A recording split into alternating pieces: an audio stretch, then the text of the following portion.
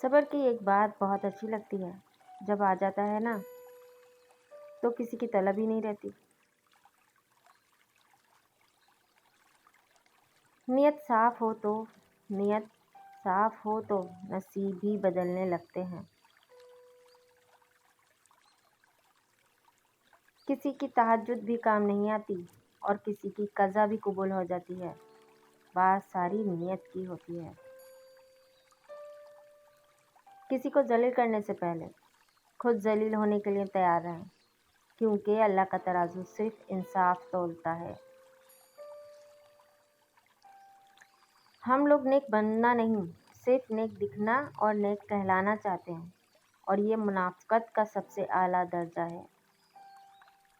زندگی کی ٹھوکر بہت نرالی ہے، جب بھی لگتی ہے کسی کی اصلیت دکھا جاتی ہے یا پھر کچھ نہ کچھ سکھا کے جاتی ہے۔ تم دنیا میں ہر شخص سے جیت سکتے ہو، مگر اس سے کبھی نہیں جیت سکتے جو تمہارے لیے جان بوجھ کر ہار جائے۔ انسان ہمیشہ تکلیف میں ہی سیکھتا ہے، خوشی میں تو پچھلے سبق بھی بھول جاتا ہے۔ اللہ والوں کا ضرف ہے کہ تکلیف کا ذکر کسی سے نہ کرنا اور تکلیف میں بس سجدے کرنا۔ خوش رہا کرو، اداس رہنے سے مسئلے حل نہیں ہوتے۔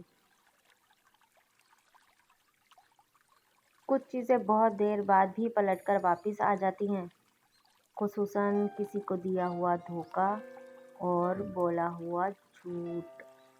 بہترین دنوں کے لیے بدترین دنوں سے لڑنا پڑتا ہے۔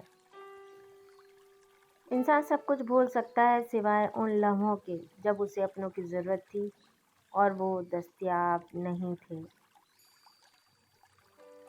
مجھ کو اتنا بتا دے جاتے ہوئے، راہ دیکھوں تیری یا مر جاؤں۔ اگر کچھ الگ کرنا ہے تو بھیڑ سے ہٹ کر چلو۔ بھیڑ ہمت تو دیتی ہے پر شناخت چھین لیتی ہے۔ محبت یک طرفہ ہو سکتی ہے، سمجھوتا بھی یک طرفہ ہو سکتا ہے، لیکن عزت دو طرفہ چیز ہے، یہ یک طرفہ کبھی نہیں ہو سکتی۔ ماں کا ہونا کسی خزانے سے کم نہیں، سچ میں ماں کا ہونا کسی خزانے سے کم نہیں۔ شک سے بڑھ کر کوئی مرض نہیں اور یقین سے بڑھ کر کوئی علاج نہیں۔ عقل مند لوگوں کو مشورے کی ضرورت ہی نہیں ہوتی اور بیوقوف لوگ اسے قبول ہی نہیں کرتے۔ کچھ بڑا کرنے کے لیے آپ کو کبھی کبھار رسک لینے ہی پڑتے ہیں۔